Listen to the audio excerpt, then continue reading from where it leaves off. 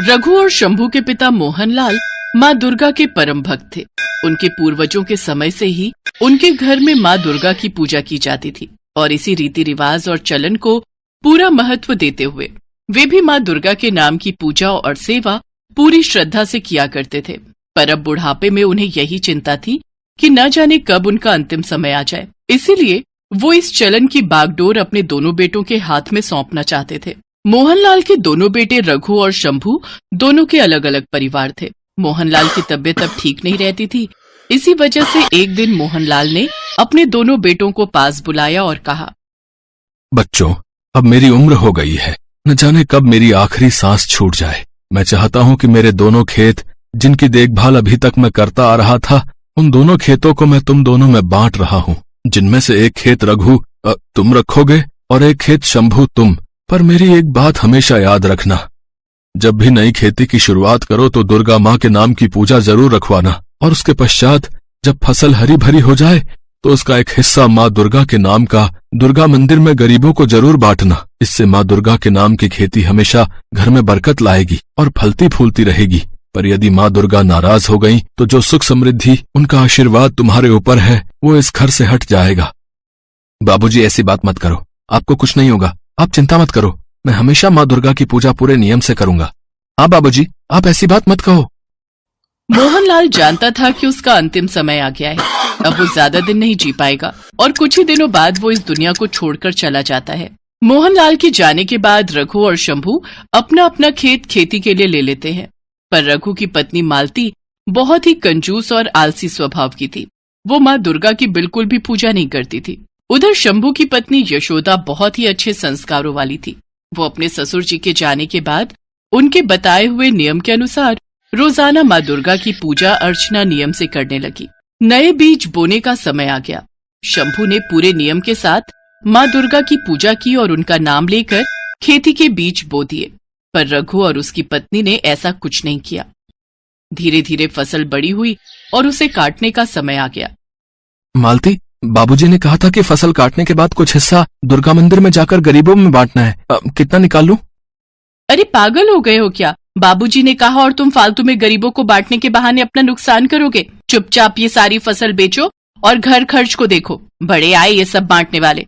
हमारे पास इतने पैसे नहीं है जो हम अपनी फसल बांटते रहें। और वैसे भी कौन सा माँ दुर्गा हमारे को देखने के लिए आ रही है कि हमने फसल निकाली है या नहीं। ऐसे अगर भगवान के नाम पर सब कुछ बांटते रहे तो वो दिन दूर नहीं जब हमें खाने के लाले पड़ जाएंगे। तू ठीक कह रही है मालती, चल एक काम करता हूँ, सारी फसल को काटकर गोदाम में भर देता हूँ, 2-3 दिन में बेच आऊंगा। और बात सुन, अगर रघु और यशोदा पूछे तो तू कहना हमने मंदिर में गरीबों को फसल का हिस्सा बांट दिया है। हाँ ठीक है, तुम चिंता मत करो। मालती के कहने पर रघु फसल का हिस्सा गरीबों के लिए नहीं निकालता और सारी फसल बोरियों में भरकर गोदाम में रख देता है। उधर शंभू और यशोदा फसल काटकर उसका कुछ हिस्सा सबसे पहले माँ दुर्गा के मंदिर में लेकर जाते हैं। वहाँ पूजा अर्चना करने के बाद वो गरीबों को दान में गेहूं और चावल की फसल का हिस्सा बांटते हैं, जैसा उनके पिता ने समझाया था।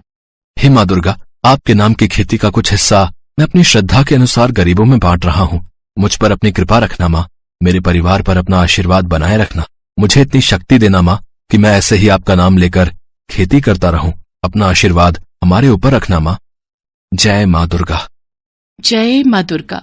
शंभू और यशोदा माँ दुर्गा के मंदिर में गरीबों को दान देकर घर लौट रहे थे कि तभी उनकी नजर घर के बाहर रोते हुए रघु और मालती पर पड़ती है। शंभू और यशोदा उनकी बातें सुन लेते हैं।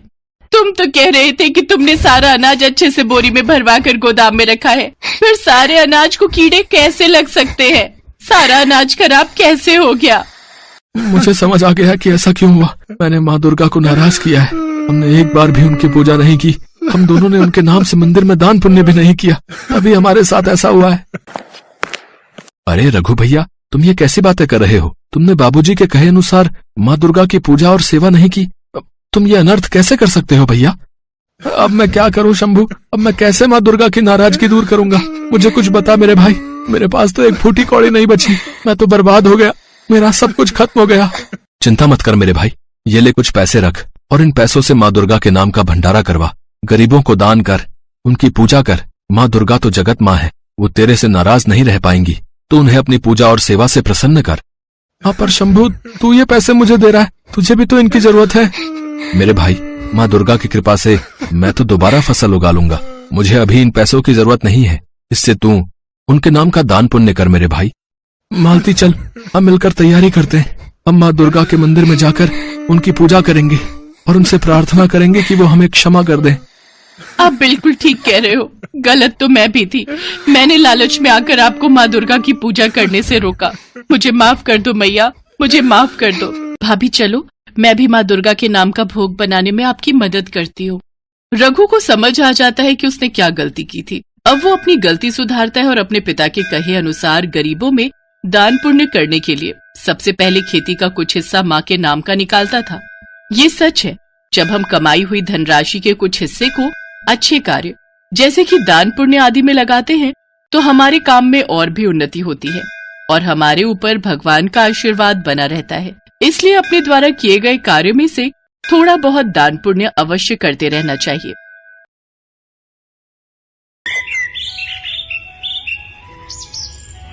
दुर्गा माता की जय। चलो पूजा संपन्न हुई। अब बताओ कैसी हो तुम दोनों? मैं ठीक हूँ चित्रा, तुम सुनाओ? मैं भी ठीक हूँ बहन। अरे जया, क्या हुआ? किस सोच में डूबी हुई हो? कुछ नहीं, बस मन में प्रार्थना कर रही हूँ कि आज तो कोई क्लाइंट आ जाए। बिजली का बिल भरना है, माँ की दवाइयाँ लानी है। बहुत जिम्मेदारियां हैं मुझ पर और काम धंधा चौपट हुआ पड़ा है। तुम फिक्र मत करो, दुर्गा माता सब ठीक करेंगी। जब मेरे पति की मौत हुई थी तब मुझे भी लगता था कि मैं कैसे सोनू और मोनू को अकेले पाल पाऊंगी, लेकिन मुझे माता रानी ने ही हिम्मत दी और देखो आज छोटा मोटा ढाबा चलाकर किसी तरह गुजारा हो ही जाता है। सही बात है, हम भी तो गरीबी की चक्की में पिस रहे थे। माँ की कृपा हुई और देखो आज मेरे पास सरकारी नौकरी है। ये कहानी माँ दुर्गा की इन 3 भक्तों की है, चित्रा, सुधा और जया। तीनों माता की बहुत बड़ी भक्त थी। कुछ भी हो जाए लेकिन तीनों माँ के मंदिर आना नहीं भूलती थी। माता रानी के मंदिर में ही इन तीनों की मुलाकात हुई और फिर दोस्ती भी हो गई। चित्रा एक छोटा सा ढाबा चलाती थी। वो बहुत ही बढ़िया खाना बनाती थी और अपना ढाबा चलाकर अपने परिवार का पेट पालती थी। सुधा की नौकरी जेल में थी। वो वहां पर प्रहरी का काम करती थी, जबकि जया ने वकालत की पढ़ाई की हुई थी, मगर उसके पास केस ही नहीं आते थे। यही कारण था कि उसकी माली हालत अच्छी नहीं थी। ऐसे में चित्रा और सुधा हमेशा उसे हिम्मत बंधाती थी और कभी कभार उसकी मदद भी कर दिया करती थी। फिर एक दिन जब चित्रा अपने ढाबे पर माँ दुर्गा की पूजा कर रही थी, तभी उसके ढाबे पर काम करने वाला केशव भागा भागा उसके पास आया। दीदी सुनो ना। रुक, पहले ये प्रसाद को और अब बोल। दीदी, लगता है माता रानी ने आपकी सुन ली।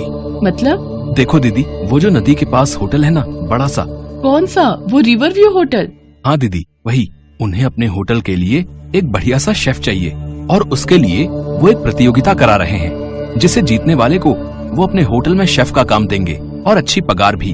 अरे वाह केशव, क्या खबर लाया रे। मैं दिन रात एक कर दूंगी, लेकिन वो प्रतियोगिता जीत कर दिखाऊंगी। बस माता रानी का आशीर्वाद बना रहे। चित्रा अपने स्वादिष्ट खाने के लिए पूरे मोहल्ले में मशहूर थी। सभी लोग उसके हाथ के स्वाद के कायल थे, सिवाय उसकी पड़ोसन दिव्या के। वो हमेशा ही उससे चिढ़ती थी। होटल की प्रतियोगिता वाली बात जब दिव्या को पता चली तो उसने सोचा, चित्रा की बच्ची, चाहे कुछ भी हो जाए, तुझे तो मैं जीतने नहीं दूंगी। जीतना तो दूर, मेरे रहते तो उस प्रतियोगिता में हिस्सा ही नहीं ले पाएगी। एक तरफ दिव्या चित्रा के खिलाफ जाल बुन रही थी, तो दूसरी तरफ सारा दिन बीत जाने पर भी जया के पास कोई केस नहीं आया। उसने मायूस होकर अपना केबिन बंद किया और मन में सोचने लगी, आज भी कोई केस नहीं आया। केबिन का किराया भी देना है, माँ की दवाइयाँ भी ले जानी है।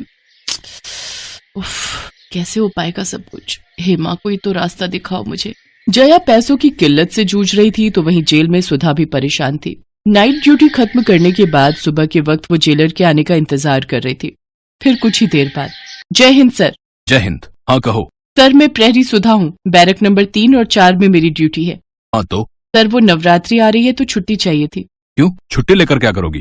सर, वो माँ की चौकी सजानी है और। देखो, इन सब कामों के लिए छुट्टी नहीं मिलेगी। अच्छा तो सर, बस नवमी के ही दिन की छुट्टी दे दीजिए। जाओ यहाँ से, कहा ना छुट्टी नहीं मिलेगी। जी सर, जय हिंद। सुधा अपना सा मुंह लेकर जेलर के कमरे से बाहर निकल आई। जया और सुधा जहाँ दुखी और परेशान थे, तो वहीं चित्रा कुकिंग कंपटीशन को लेकर उत्साहित थी। लेकिन वो नहीं जानती थी कि उस पर दुखों का पहाड़ टूटने वाला था। नवरात्रि के ठीक एक दिन पहले जब चित्रा पूजा पाठ के लिए अपने घर की सफाई कर रही थी, तभी उसके घर के सामने पुलिस की गाड़ी आकर रुकी। हाँ जी, कहिए। तुम्हारा नाम चित्रा है? हाँ जी, पर हुआ क्या है? अरे रो, हमें तुम्हारे घर की तलाशी लेनी है। इतना कहकर इंस्पेक्टर ने चित्रा को धक्का दिया और 2-3 पुलिस वाले चित्रा के घर में रखे सामान को उलट पलट कर देखने लगे। और फिर, ये नशीली दवाइयों की पेटी कहाँ से ली तुमने और कहाँ बेचती थी ये सब नशे का सामान? मैं इस बारे में कुछ नहीं जानती इंस्पेक्टर साहब। इस पेटी में क्या है और ये मेरे घर में कैसे आई, मुझे कुछ नहीं पता। मैं तो पूरी ईमानदारी से अपना छोटा सा ढाबा चलाती हूँ साहब। अच्छा तो ठीक है, फिर अब जेल में अपने जैसे कैदियों के लिए खाना बनाना। पुलिस चित्रा को पकड़ कर ले गई। उधर अपने घर के दरवाजे पर खड़ी चित्रा की पड़ोसन दिव्या मुस्कुराने लगी। असल में ये उसी की चाल थी। दिव्या का पति मेडिकल स्टोर पर काम करता था और चित्रा के घर में वो नशीली दवाइयों की पेटी दिव्या ने ही रखी थी ताकि चित्रा प्रतियोगिता में हिस्सा न ले पाए। फिर उसी रात जेल में। चित्रा, तुम यहाँ कैसे? क्या बताओ बहन, मेरी तो किस्मत ही फूट गई। चित्रा ने रोते रोते सुधा को सारी बात बता दी। चित्रा के साथ जो हुआ उसे सुनकर सुधा की आंख में भी आंसू आ गए। तब चित्रा ने कहा, सुधा, मेरे बच्चों को केशव के घर छोड़ देना बहन, मेरे पीछे वो उनकी देखभाल करेगा। एक माँ को अपने बच्चों की कितनी फिक्र होती है ना, पर माता रानी पता नहीं मेरी परीक्षा क्यों ले रही है। क्या हुआ? हमारा जेलर बहुत खड़ूस है।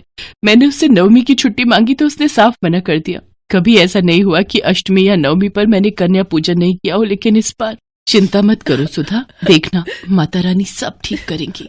माँ दुर्गा की ये तीनों भक्त बहुत परेशान थी और ये देखकर दुर्गा माँ को भी अच्छा नहीं लग रहा था। तभी उनके पास नारद मुनि प्रकट हुए। नारायण नारायण, प्रणाम माते। माते, ये कैसी व्यथा है? आपकी तीनों भक्त परेशान हैं, उन्हें आपकी कृपा की आवश्यकता है।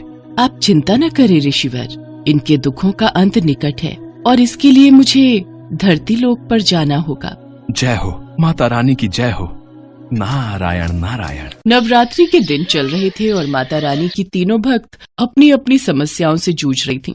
लेकिन तीनों में से किसी ने भी माँ दुर्गा पर अपना विश्वास नहीं खोया था। सुधा ने जेल में ही माता रानी की चौकी सजा ली थी और नवरात्रि के पूरे व्रत भी रख रही थी। फिर अष्टमी के दिन जब सुधा माता रानी की पूजा कर रही थी, तब अचानक माँ दुर्गा की मूर्ति से तेज प्रकाश निकलने लगा, जिसे देखते ही सुधा की आंखें बंद हो गई। और फिर, आंखें खोलो पुत्री। माँ, आप साक्षात माँ दुर्गा मेरे सामने। मैं तो धन्य हो गई माँ। तुम्हें तुम्हारे काम से अवकाश नहीं मिला तो क्या हुआ, देखो मैं स्वयं तुम्हारे पास आ गई। सुधा की आंखों में खुशी के आंसू थे। उसने माँ की आरती की और उनके चरण स्पर्श किए। और फिर, पुत्री, मुझे तुम्हारी सहायता की आवश्यकता है। मेरी सहायता की? मैं एक तुच्छ प्राणी क्या कर सकती हूँ आपके लिए? चित्रा को यहाँ से बाहर निकालना होगा। मैं उसका रूप लेकर यहाँ रहूंगी और तुम्हें उसे इस कारागार से बाहर निकालना होगा ताकि वो कल होने वाली प्रतियोगिता में हिस्सा ले सके और अपना स्वप्न पूर्ण कर सके। जो आज्ञा माँ।